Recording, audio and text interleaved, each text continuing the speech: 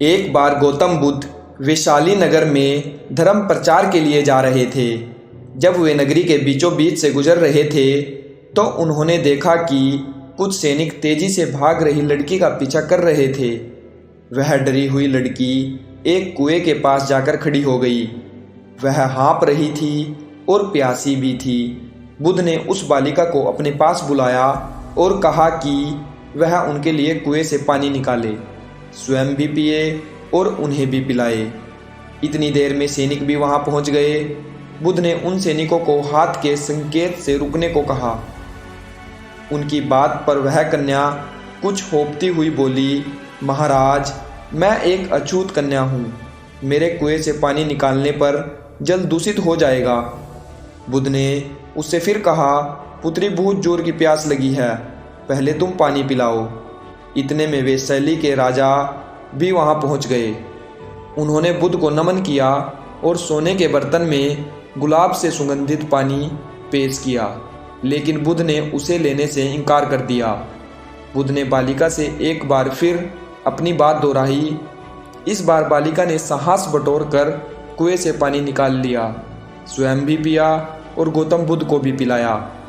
पानी पीने के बाद बुद्ध ने बालिका से भय का कारण पूछा। कन्या ने बताया, मुझे संयोग से राजा के दरबार में गाने का अवसर मिला था। राजा ने मेरा गाना सुन मुझे अपनी गले की माला पुरस्कार में दी, लेकिन उन्हें किसी ने बताया कि मैं एक अछूत कन्या हूँ। यह जानते ही उन्होंने अपने सैनिकों को मुझे कैद खाने में डालने का आदेश दिया।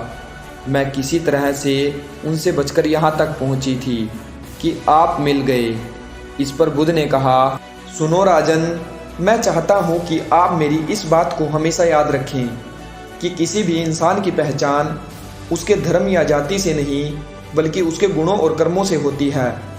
जिस बालिका के मधुर कंठ से निकले गीत का आपने आनंद उठाया, उसे पुरस्कार दिया।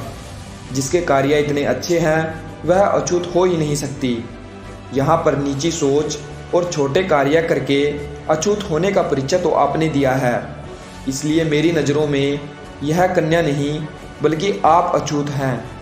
वैशाली नरेश बुद्ध के सामने शर्मिंदा होने के अलावा और कर भी क्या सकते थे।